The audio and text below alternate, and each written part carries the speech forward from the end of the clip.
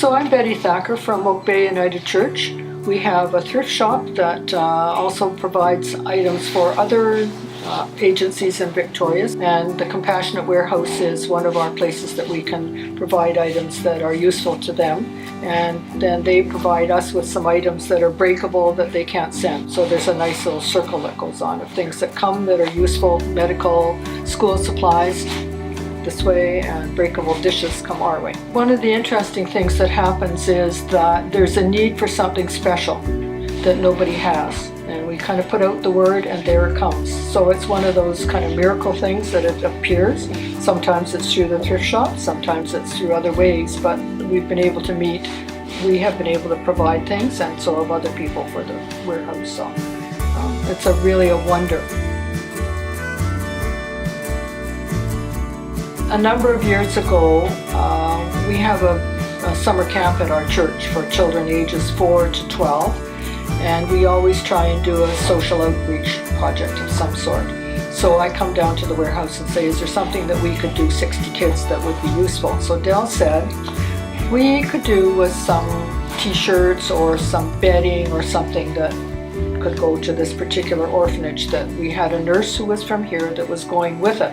So one of the hotels donated some duvet covers, and our children either decorated them individually with stories of who they were, something about their life in Victoria, and then sent wishes to the child in Uganda. So it's a lovely story, and the fact that we could come from beginning to ending and actually see the item being used is really very lovely. And the children, of course, were absolutely thrilled. The thing that I'm aware of is in the community, when you say, I work in the warehouse, Compassionate Warehouse, they say, oh yes, I do knitting for Sylvia Hatfield, who provides knitting goods, or I sew for somebody else that brings things here. So there's a huge network of people out in Victoria who provide goods, and you just need to ask the question, and they're providing things. It's wonderful.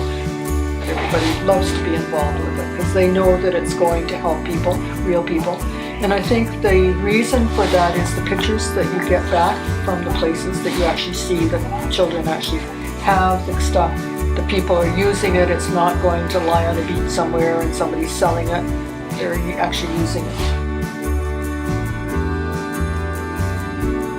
I have to say thank you to the Canadian charities who come along and say, do you think you could help us? Would you be willing to help us? Because without them, we have no projects to send.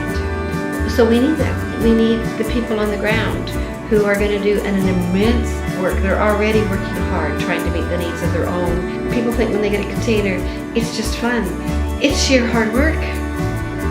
They get to unload all that, the container. They have to store it in a safe place. Then they have to distribute it. Then they have to make sure it goes where it's needed to go and protect it, and then they have to write a report. It's a lot of work for them to distribute it.